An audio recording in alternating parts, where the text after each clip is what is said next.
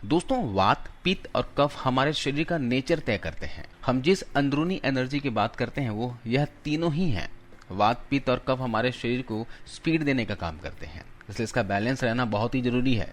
अगर जरा सा भी इनका संतुलन बिगड़ा तो आप कई खतरनाक बीमारियों के शिकार हो सकते हैं। आयुर्वेद के अनुसार भी शरीर में कोई भी बीमारी वात, पित्त और कफ का इम्बैलेंस होना बताया गया है। शरीर में बीमारियां सिर्फ 3 दोषों के अंदर ही आती है, वात, पित्त और कफ। अगर आपके चेहरे पर पिंपल्स निकलते हैं, अगर आपके घुटनों में दर्द होता है, अगर आपको मोटापा आ चुका है, डायबिटीज है, थायराइड है, हाई ब्लड प्रेशर है, तो ये सारी ही बीमारियां इन तीनों दोषों के अंदर आती हैं।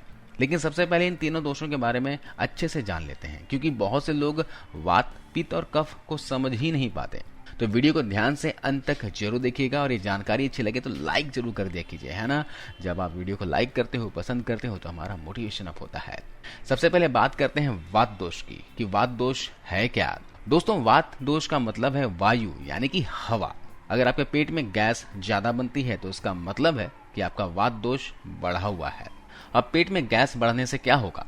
पेट में गैस बढ़ जाने से ये गैस हमारी बॉडी में सर्कुलेट होगी, जैसे आपके बॉडी में पेन हो सकता है, आपके घुटनों में दर्द है, आपके जोड़ों में दर्द है, मांसपेशियों में अकड़न या फिर स्वेलिंग हो सकता है, हड्डियों में ढीलापन आने लगता है, हड्डियों में लचक आएगी, जोड़ों में चलते वक्त लचक महसूस होगा, हड्डियां खिसक जाती है या फिर थोड़ी सी मुड़ने पर टूट सकती है, कब्ज की समस्या हो सकती है, मुंह का स्वाद कड़वा हो जाता है, शरीर में अंग ठंडा और सुन्न होने लगते हैं, शरीर में ज्यादा रूखापन होने लगता है, यानी स्किन आपकी ड्राई होने लगेगी, सुई चुभने जैसा दर्द का एहसास होता है, हाथों और पैरों की उंगलियों में अचानक दर्द होने लगता है। अगर आपके शरीर में ऐसा होता है तो इसका मतलब है कि आपकी बॉडी में वात दोष बढ़ा हुआ है। अब पित्त दोष क्या है, इसे अच्छे से समझते हैं। पित्त दोष को आप एसिडिटी कह सकते हैं। अगर आपको यह महसूस होता है कि आपके शरीर में एसिडिटी बढ़ी हुई है, एसिड की मात्रा बढ़ी हुई है, तो इसका मतलब है कि आपका पित्त दोष बढ़ा हुआ है। पित्त दोष के लक्षण में हिचकियां आना, ज्वाइंटिस की समस्या होना, स्किन, नाखून और आंखों का रंग पीला होना, अधिक गुस्सा आना, शरीर में तेज जलन या गर्मी बहुत ज्यादा महसूस होना, इसके अलावा बेहोशी या चक्कर आना, या फिर कभी भी आपको वॉमिट जैसा फील हो सकता है। इसके अलावा अगर आपको बाथरूम पीला आता है, या फिर आपके स्किन पर बहुत ज्यादा खुजली महसूस होती है, या फिर आपको पसीना बहुत ज्यादा आता है, या आपकी बॉडी से बदबू आती है, तो ये सारे कारण हैं कि आपका पित्त दोष बढ़ा हुआ है। अब बात करते हैं तीसरे दोष के बारे में, जो है कफ दोष। कफ दोष आपके सांस से जुड़ी बीमारी है, जैसे कि सर्दी, खांसी, जुकाम, ये सारी ही प्रॉब्लम कफ दोष में आती है। इसके अलावा कफ दोष बढ़ने से क्या होता है, मोटापा हो जाता है, थायराइड होना, आंखों में मोतियाबिंद होना, कम सुनाई देना, आंखों का लाल होना, डार्क सर्कल होना शामिल है। दोस्तों, अब तो आप समझ गए होंगे वात, पित्त और कफ के बारे में। तो आज मैं आपको सिर्फ 2 ऐसी चीजों के बारे में बताऊंगा जिसके जरिए बहुत ही आसानी से आप वात, पित्त और कफ, इन तीनों ही चीजों को बैलेंस कर सकते हैं। इन तीनों को बैलेंस करने के लिए आपको सिर्फ 2 चीजों की जरूरत पड़ेगी, जिसे आप घर पर नॉर्मली इस्तेमाल करते हैं, और वो है चूना और दालचीनी। चूना अगर आपके घर में नहीं है तो आपको पास के पान की दुकान में बड़े ही सस्ते दाम में मिल जाएगा।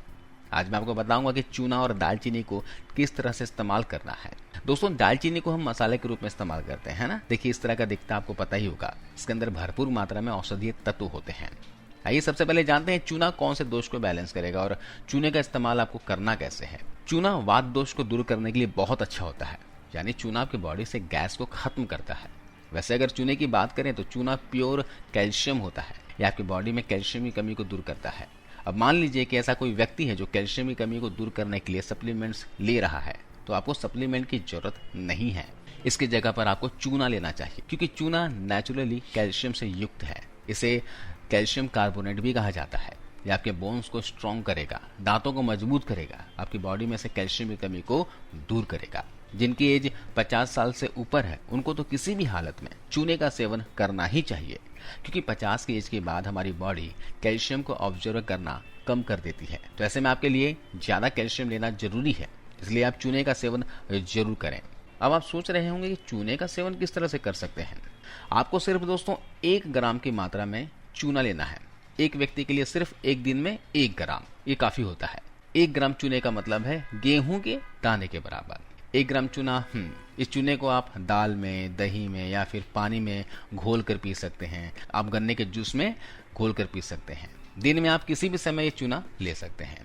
अगर आप चूने का सेवन हर रोज करते हैं तो मान लीजिए कि आपकी बॉडी में से वात दोष खत्म हो जाएगा। वात दोष की वजह से आपके बॉडी में जो दर्द होता है, सब तरह के दर्द खत्म हो जाएंगे। अगर आपको जोड़ों में दर्द रहता है, घुटनों में दर्द या फिर कंधों में दर्द रहता है, बॉडी में कहीं भी सूजन है, तो आपको सिर्फ चूना खाना है।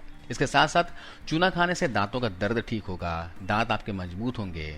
दांतों में सेंसिटिविटी की प्रॉब्लम आती है, गर्म या फिर ठंडा ज़्यादा लगता हो तो बिल्कुल ठीक हो जाएगा। यहाँ तक कि चूना हमारे दिमाग को भी तेज करता है, नर्व सिस्टम को मजबूत करता है, हमारी याददाश्त को बढ़ाता है। छोटे बच्चों को भी बहुत ही कम मात्रा में आप चूना जरूर खिलाएं, इससे उनकी हाइट तेजी से बढ़ेगी, दिमाग भी तेज होगा, साथ ही साथ इम्यूनिटी भी मजबूत होगी। अगर आप में से किसी को भी इनफर्टिलिटी की प्रॉब्लम है, स्पर्म काउंट की कमी है, तो आपको जरूर चूने का सेवन करना चाहिए, क्योंकि इससे स्पर्म काउंट बढ़ता है।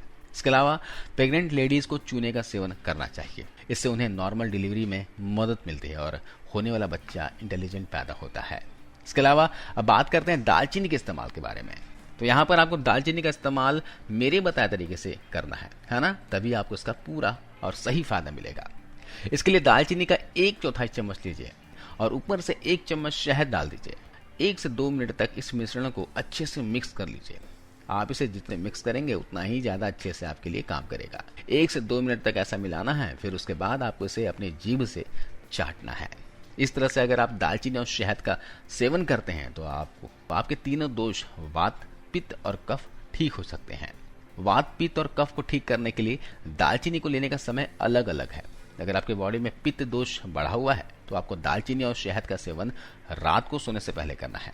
अगर आपके शरीर में वात या फिर कफ बढ़ा हुआ है तो आपको दालचीनी और शहद का सेवन सुबह के समय खाली पेट करना है।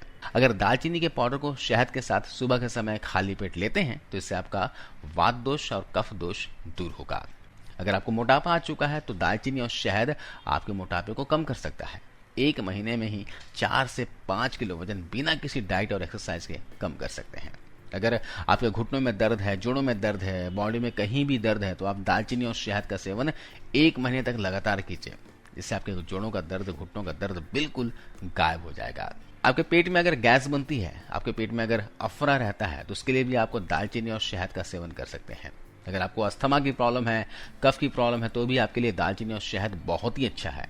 बहुत से ऐसे लोग होते हैं जिन्हें अक्सर सर्दी, खांसी, जुकाम लगा रहता है, 12 महीने परेशान रहते हैं, तो इसके लिए आप दालचीनी का सेवन शहद के साथ जरूर करें, आपको काफी फायदा मिलेगा। चलिए अब बात करते हैं पित्त दोष को कैसे ठीक करना है। अगर आप पित्त दोष को बैलेंस करना चाहते हैं तो दालचीनी और शहद का सेवन रात को सोने से आधा घंटा पहले करें। इस तरह से अगर आप दालचीनी और शहद का सेवन करते हैं तो इससे सबसे पहले प्रॉब्लम दूर होगी, वो है पेट में एसिडिटी की प्रॉब्लम। जी हाँ, अगर आपको एसिडिटी की प्रॉब्लम है, पेट में एसिड ज्यादा बनता है, आपके गले में तीखा महसूस होता है, या फिर आप मान लीजिए आपकी बॉडी में ज्यादा गर्मी आती है, तो आपके लिए दालचीनी बहुत ही अच्छी है, लेकिन शहद के साथ। आशा करता हूँ आपको ये जानकारी, वीडियो अच्छी लगी होगी, फायदेमंद लगी होगी। इस वीडियो को शेयर कीजिए, ज्यादा से ज्यादा लोगों तक पहुंचाइए ताकि और भी लोग इस जानकारी का फायदा उठा सके। अगले वीडियो में एक नई जानकारी के साथ फिर से हाजिर होता हूँ दोस्तों, तब तक अपना ख्याल रखिए, खुश रहिए। जय हिंद।